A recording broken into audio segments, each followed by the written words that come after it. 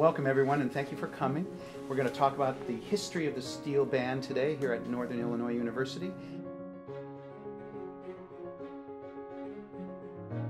So Al, you were sort of the one who founded this whole shenanigans. Can you tell us a little bit about that? It took me approximately 5 years to locate a set of instruments in the West Indies.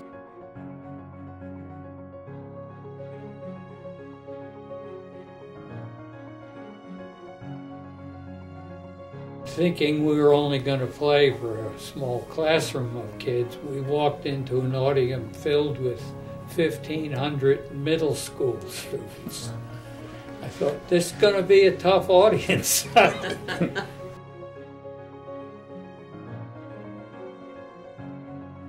More concerts, more years, and so on. Then I saw a brochure for the U.S. Navy Steel Band to be doing a concert in Crystal Lake High School. So I went up there, talked to the director of the group because his instruments were much higher quality. I said, where did you get these? Who made them for you? He said, we have them built by this fellow named Cliff.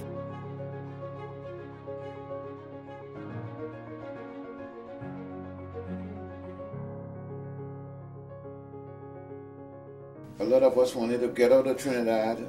We were standing near the office like this where they have the selection process and we don't know what's going on, and says to my buddies, I said, I'm going home to sleep. So I went home to bed, and 6 o'clock in the morning they woke me up and says, your name is on the radio. You're going to the States.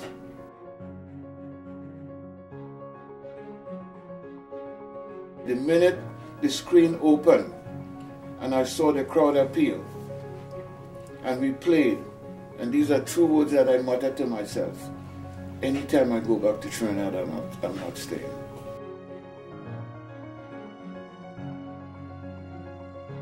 I thought that because I was with the National Steelband the year before, and we playing in all these big time places, it's going to be the same thing when I get to New York. It was never. First thing a guy said to me the next, well, you know you have to find a job.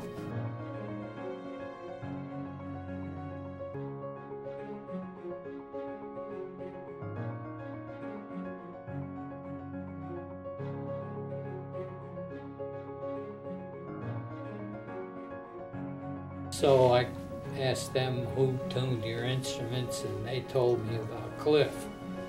And they said, he's up here somewhere, like St. Paul or something. It took me a couple of years to track him down.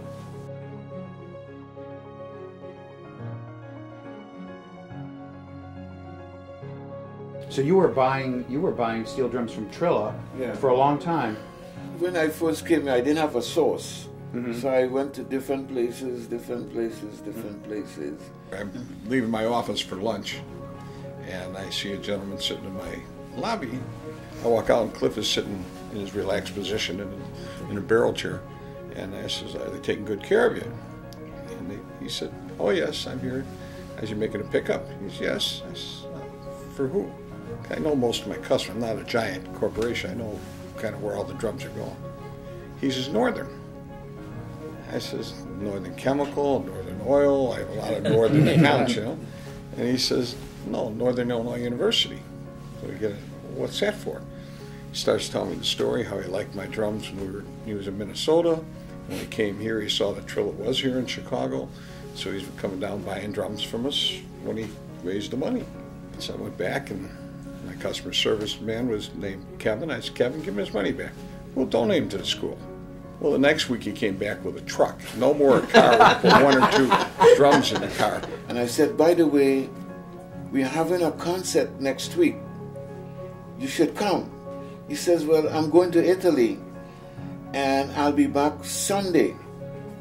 So I says, well, you should still come.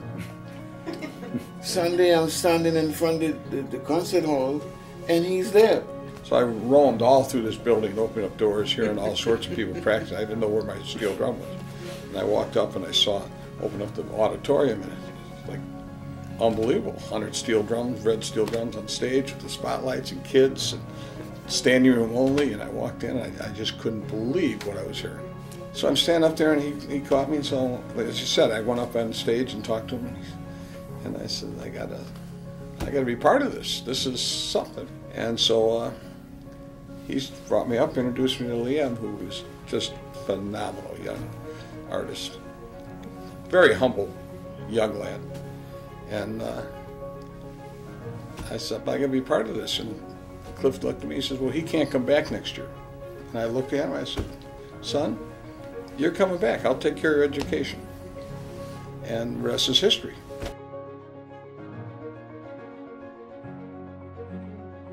The part about it that I would like to focus on is not so much what's happened in the past. Fortunately, it's been wonderful, but where it can ultimately go. Here is the future of this program. Not him, not her, but the two of them together, because they both possess skills and everything that not only complement each other, but I've been watching them both for a number of years, and it's an honor for me to be able to know that what I was instrumental in beginning, these two have been nobly placing it to its next logical level. This guy, I don't know how much I could ever have enough to say. Whenever I introduced him at a program, I could list all his awards, and they've gone on. But for students to be able to come here and experience what he is able to teach them, not only in terms of a musical level, but this is going to have a profound effect on their life.